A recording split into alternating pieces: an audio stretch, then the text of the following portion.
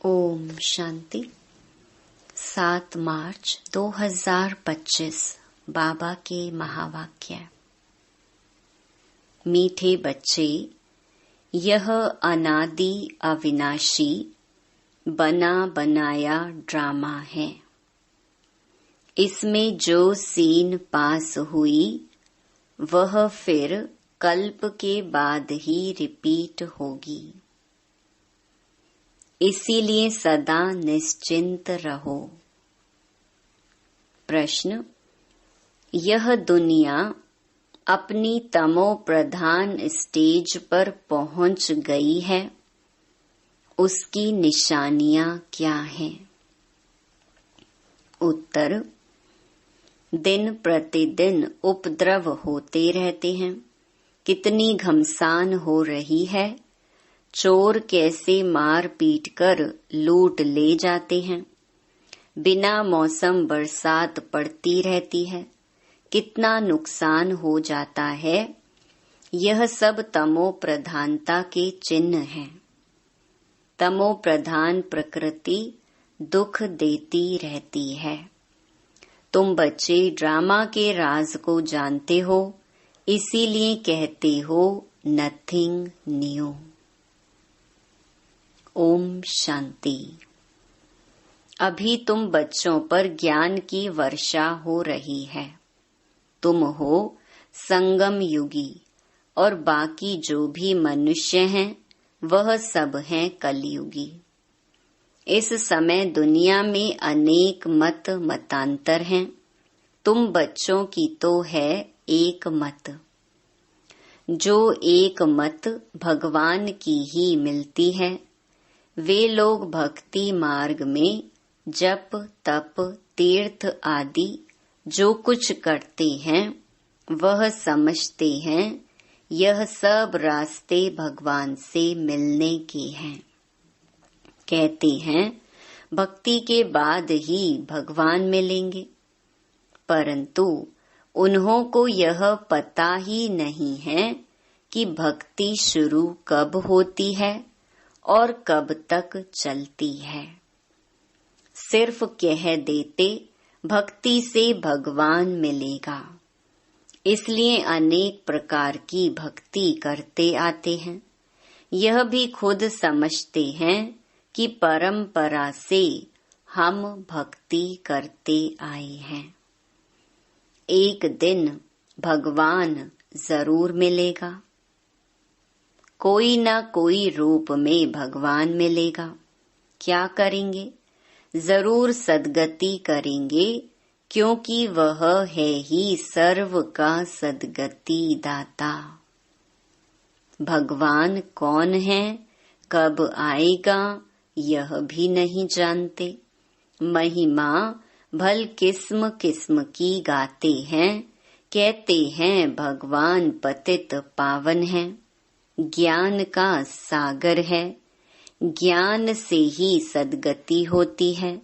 यह भी जानते हैं भगवान निराकार है। जैसे हम आत्मा भी निराकार हैं, पीछे शरीर लेती हैं। हम आत्माएं भी बाप के साथ परम धाम में रहने वाली हैं। हम यहाँ की वासी नहीं हैं। कहाँ के निवासी हैं, यह भी यथार्थ रीति नहीं बतलाते हैं। कोई तो समझते हैं हम स्वर्ग में चले जाएंगे। अब सीधा स्वर्ग में तो किसको भी जाना नहीं है। कोई फिर कहते ज्योति ज्योत में समा जाएंगे। यह भी रॉन्ग है। आत्मा को विनाशी बना देते हैं, मोक्ष भी हो न सकी, जबकि कहते हैं बनी बनाई बन रही, अब कुछ बननी नहीं। यह चक्र फिरता रहता है। हिस्ट्री ज्योग्राफी रिपीट होती है, परंतु चक्कर कैसे फिरता है यह नहीं जानते। न चक्कर को जानते न ईश्वर को जानते। भक्ति मार्ग में कितना भटकते हैं। भगवान कौन है यह तुम जानते हो। भगवान को फादर भी कहते हैं तो बुद्धि में आना चाहिए ना। लौकिक फादर भी तो है, फिर हम उनको याद करते हैं तो दो फादर हो गए, लौकिक और पारलौकिक। उस पारलौकिक बाप से मिलने के लिए इतनी भक्ति करते हैं। वह परलोक में रहते हैं। निराकारी दुनिया भी है जरूर। तुम अच्छी रीति जानते हो, मनुष्य जो कुछ करते हैं वह सब है भक्ति मार्ग। रावण राज्य में भक्ति ही भक्ति होती आई है। ज्ञान हो न सके, भक्ति से कभी सद्गति नहीं हो सकती। सद्गति करने वाले बाप को याद करते हैं तो जरूर वह कभी आकर सद्गति करेंगे। तुम जानते हो यह बिल्कुल ही तमो प्रधान दुनिया है। सतो प्रधान थे, अभी तमो प्रधान है। कितने उपद्रव होते रहते हैं। बहुत घमसान हो रही है। चोर भी लूटते रहते हैं। कैसे कैसे मार पीट कर चोर पैसे लूट ले जाते हैं। ऐसी ऐसी दवाइयां हैं जो सुंघाकर बेहोश कर देते हैं। यह है रावण राज्य। यह बहुत बड़ा बेहद का खेल है। इसको फिरने में 5000 वर्ष लगते हैं। खेल भी ड्रामा मिसल है, नाटक नहीं कहेंगे। नाटक में तो समझो कोई एक्टर बीमार पड़ता है तो अदली बदली कर लेते हैं। इसमें तो यह बात हो न सके। यह तो अनादि ड्रामा है ना। समझो कोई बीमार हो पड़ता है तो कहेंगे ऐसे बीमार होने का भी ड्रामा में पार्ट है। यह अनादि बना बनाया है। और किसको तुम ड्रामा कहो तो मूंझ जाएंगे। तुम जानते हो यह बेहद का ड्रामा है। कल्प बाद फिर भी यही एक्टर्स होंगे। जैसे अभी बरसात आदि पड़ती है, कल्प बाद फिर भी ऐसे ही पड़ेगी। यही उपद्रव होंगे। तुम बच्चे जानते हो ज्ञान की बरसात तो सभी पर पड़ नहीं सकती है, लेकिन यह आवाज सभी के कानों तक अवश्य जाएगा कि ज्ञान सागर भगवान आया हुआ है। तुम्हारा मुख्य है योग। ज्ञान भी तुम सुनते हो, बाकी बरसात तो सारी दुनिया में पड़ती है। तुम्हारे योग से स्थायी शांति हो जाती है। तुम सबको सुनाते हो कि स्वर्ग की स्थापना करने भगवान आया हुआ है, परंतु ऐसे भी बहुत हैं जो अपने को भगवान समझ लेते हैं। तो तुमको फिर कौन मानेगा। इसीलिए बाप समझाते हैं कोटों में कोई निकलेंगे। तुम्हारे में भी नंबरवार जानते हैं भगवान बाप आया हुआ है। बाप से तो वर्षा लेना चाहिए ना। कैसे बाप को याद करो वह भी समझाया है। अपने को आत्मा समझो। मनुष्य तो देह अभिमानी बन गए हैं। बाप कहते हैं मैं आता ही तब हूँ जब सभी मनुष्य आत्माएं पतित बन जाती हैं। तुम कितने तमो प्रधान बन गए हो। अब मैं आया हूँ तुमको सतो प्रधान बनाने। कल्प पहले भी मैंने तुमको ऐसे समझाया था। तुम तमो प्रधान से सतो प्रधान कैसे बनेंगे। सिर्फ मुझे याद करो। मैं आया हूँ तुमको अपना और रचना का परिचय देने। उस बाप को सभी याद करते ही हैं। रावण राज्य में आत्मा अपने बाप को याद करती है। बाप है ही अशरीरी, बिंदी है ना। उनका नाम फिर रखा गया है। तुमको कहते हैं सालीग्राम और बाप को कहते हैं शिव। तुम बच्चों का नाम शरीर पर पड़ता है। बाप तो है ही परम आत्मा। उनको शरीर तो लेना नहीं है। उसने इनमें प्रवेश किया है। यह ब्रह्मा का तन है। इनको शिव नहीं कहेंगे। आत्मा नाम तो तुम्हारा है ही, फिर तुम शरीर में आते हो। वह परम आत्मा है, सभी आत्माओं का पिता। तो सभी के दो बाप हो गए, एक निराकारी एक साकारी। इनको फिर अलौकिक वंडरफुल बाप कहा जाता है। कितने ढेर बच्चे हैं। मनुष्यों को यह समझ में नहीं आता है। प्रजापिता ब्रह्मा कुमार कुमारियां इतने ढेर हैं, यह क्या है? किस प्रकार का यह धर्म है? समझ नहीं सकते। तुम जानते हो यह कुमार कुमारी प्रवृत्ति मार्ग का अक्षर है ना। माँ बाप कुमारी और कुमार। भक्ति मार्ग में तुम याद करते हो, तुम मात पिता हम बालक तेरे। अभी तुमको मात पिता मिला है, तुमको एडॉप्ट किया है। सतयुग में एडॉप्ट नहीं किया जाता है। वहाँ एडॉप्शन का नाम नहीं, यहाँ फिर भी नाम है। वह है हद का बाप, यह है बेहद का बाप। बेहद की एडॉप्शन है। यह राज बहुत ही गुहिया समझने लायक है। तुम लोग पूरी रीति किसको समझाते नहीं हो। पहले पहले अंदर कोई आते हैं, बोले गुरु का दर्शन करने आए हैं, तो तुम बोलो कि यह कोई मंदिर नहीं है। बोर्ड पर देखो क्या लिखा हुआ है। ब्रह्मा कुमार कुमारियां ढेर हैं। यह सब प्रजापिता के बच्चे हो गए। प्रजा तो तुम भी हो। भगवान सृष्टि रचते हैं। ब्रह्मा मुख कमल द्वारा हमको रचा है।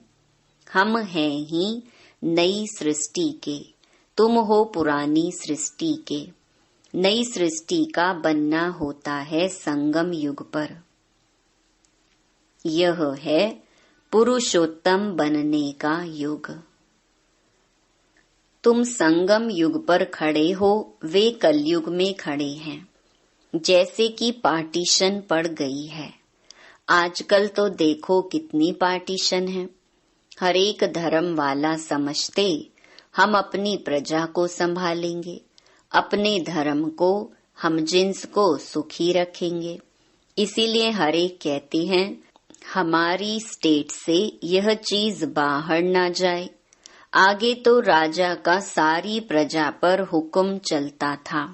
राजा को माई बाप अन्नदाता कहते थे। अभी तो राजा रानी कोई है नहीं। अलग अलग टुकड़े हो गए हैं। कितने उपद्रव होते रहते हैं। अचानक बाढ़ आ जाती है, भूकंप होते रहते हैं। ये सब हैं दुख का मौत। अभी तुम ब्राह्मण समझते हो कि हम सब आपस में भाई भाई हैं, तो हमें आपस में बहुत बहुत प्यार से शीरखंड होकर रहना है। हम एक बाप के बच्चे हैं, तो आपस में बहुत प्यार होना चाहिए। राम राज्य में शेर बकरी जो एकदम पक्के दुश्मन हैं, वह भी इकट्ठे पानी पीते हैं। यहाँ तो देखो घर घर में कितना झगड़ा है। नेशन नेशन का झगड़ा आपस में ही फूट पड़ती है। अनेक मतें हैं। अभी तुम जानते हो हम सब ने अनेक बार बाप से वर्षा लिया है और फिर गंवाया है। अर्थात रावण पर जीत पाते हैं और फिर हारते हैं। एक बाप की श्रीमत पर हम विश्व के मालिक बन जाते हैं, इसीलिए उनको ऊंच ते ऊंच भगवान कहा जाता है। सर्व का दुख हरता सुख करता कहा जाता है। अभी तुमको सुख का रास्ता बता रहे हैं। तुम बच्चे आपस में शीरखंड होने चाहिए। दुनिया में आपस में सभी हैं लून पानी, एक दो को मारने में देरी नहीं करते। तुम ईश्वरीय औलाद तो शीरखंड होने चाहिए। तुम ईश्वरीय संतान देवताओं से भी ऊंच ठहरे। तुम बाप के कितने मददगार बनते हो। पुरुषोत्तम बनाने के मददगार हो तो यह दिल में आना चाहिए। हम पुरुषोत्तम हैं तो हमारे में वह दैवी गुण है। आसुरी गुण है तो वह फिर बाप का बच्चा तो कहला न सके। इसीलिए कहा जाता है सतगुरु का निंदक ठौर न पाए। वह कलयुगी गुरु फिर अपने लिए कहकर मनुष्यों को डरा देते हैं, तो बाप बच्चों को समझाते हैं सपूत बच्चे वह हैं जो बाप का नाम बाला करते हैं, शीरखंड हो रहते हैं। बाप हमेशा कहते हैं शीरखंड बनो। लून पानी हो आपस में लड़ो झगड़ो नहीं। तुमको यहाँ शीरखंड बनना है। आपस में बहुत लव चाहिए क्योंकि तुम ईश्वरीय औलाद हो ना। ईश्वर मोस्ट लवली है, तब तो उनको सभी याद करते हैं। तो तुम्हारा आपस में बहुत प्यार होना चाहिए, नहीं तो बाप की इज्जत गंवाते हो। ईश्वर के बच्चे आपस में लून पानी कैसे हो सकते, फिर पद कैसे पा सकेंगे। बाप समझाते हैं आपस में शीरखंड हो रहो, लून पानी होंगे तो कुछ भी धारणा नहीं होगी। अगर बाप के डायरेक्शन पर नहीं चलेंगे तो फिर ऊंच पद कैसे पाएंगे। देह अभिमान में आने से ही फिर आपस में लड़ते हैं। देही अभिमानी हो तो कुछ भी खिटपिट ना हो। ईश्वर बाप मिला है तो फिर दैवी गुण भी धारण करने हैं। आत्मा को बाप जैसा बनना है। जैसे बाप में पवित्रता सुख प्रेम आदि सब हैं, तुमको भी बनना है, नहीं तो ऊंच पद पा नहीं सकते। पढ़कर बाप से ऊंच वर्षा पाना है। बहुतों का जो कल्याण करते हैं वही राजा रानी बन सकते हैं। बाकी दास दासियां जाकर बनेंगे। समझ तो सकते हैं ना कौन कौन क्या बनेंगे। पढ़ने वाले खुद भी समझ सकते हैं। इस हिसाब से हम बाबा का क्या नाम निकालेंगे। ईश्वर के बच्चे तो मोस्ट लवली होने चाहिए, जो कोई भी देख खुश हो जाए। बाबा को भी मीठे वह लगेंगे। पहले घर को तो सुधारो, पहले घर को फिर पर, माना दूसरों को सुधारना है। गृहस्थ व्यवहार में कमल फूल समान पवित्र और शीरखंड होकर रहो। कोई भी देखे तो कहे ओहो, यहाँ तो स्वर्ग लगा पड़ा है। अज्ञान काल में भी बाबा ने खुद ऐसे घर देखे हैं। 6-7 बच्चे शादी किए हुए सब इकट्ठे रहते हैं। सब सवेरे उठकर भक्ति करते हैं। घर में एकदम शांति लगी रहती है। यह तो तुम्हारा ईश्वरीय कुटुंब है। हंस और बगुला इकट्ठा तो रह नहीं सकते। तुमको तो हंस बनना है। लून पानी होने से बाबा राजी नहीं होगा। बाप कहेंगे तुम कितना नाम बदनाम करते हो। अगर शीर खंड होकर नहीं रहेंगे तो स्वर्ग में ऊंच पद पा नहीं सकेंगे, बहुत सजा खाएंगे। बाप का बनकर फिर अगर लोन पानी हो रहते हैं तो 100 गुना सजा खाएंगे। फिर तुमको साक्षात्कार भी होते रहेंगे कि हम क्या पद पाएंगे। अच्छा, मीठे मीठे सिकी लधे बच्चों प्रति मात पिता बाप दादा का याद प्यार और गुड मॉर्निंग। रूहानी बाप की रूहानी बच्चों को नमस्ते। धारणा के लिए मुख्य सार।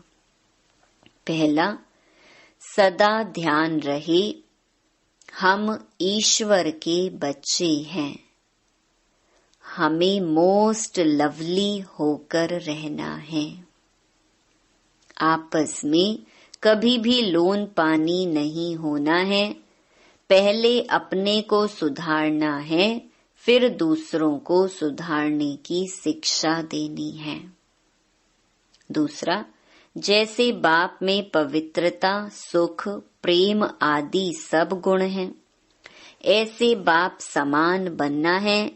ऐसा कोई कर्म नहीं करना है जो सतगुरु का निंदक बने। अपनी चलन से बाप का नाम बाला करना है। वरदान, बाप और प्राप्ति की स्मृति से सदा हिम्मत उल्लास में रहने वाले एक रस अचल भव। बाप द्वारा जन्म से ही जो प्राप्तियां हुई हैं, उनकी लिस्ट सदा सामने रखो। जब प्राप्ति अटल अचल है तो हिम्मत और उल्लास भी अचल होना चाहिए। अचल के बजाय यदि मन कभी चंचल हो जाता है, वह स्थिति चंचलता में आ जाती है, तो इसका कारण है कि बाप और प्राप्ति को सदा सामने नहीं रखते। सर्व प्राप्तियों का अनुभव सदा सामने व स्मृति में रहे तो सब विघ्न खत्म हो जाएंगे। सदा नया उमंग, नया उल्लास रहेगा। स्थिति एकरस और अचल रहेगी। स्लोगन, किसी भी प्रकार की सेवा में सदा संतुष्ट रहना ही अच्छे मार्क्स लेना है। अव्यक्त इशारे, सत्यता और सभ्यता रूपी कल्चर को अपनाओ। आप ब्राह्मण बच्चे बहुत बहुत रॉयल हो। आपका चेहरा और चलन दोनों ही सत्यता की सभ्यता अनुभव कराएं। वैसे भी रॉयल आत्माओं को सभ्यता की देवी कहा जाता है। उनका बोलना, देखना, चलना, खाना, पीना, उठना, बैठना, हर कर्म में सभ्यता, सत्यता स्वतः ही दिखाई देती है। ऐसे नहीं कि मैं तो सत्य को सिद्ध कर रहा हूँ और सभ्यता हो ही नहीं, तो यह राइट नहीं है। अच्छा, ओम शांति।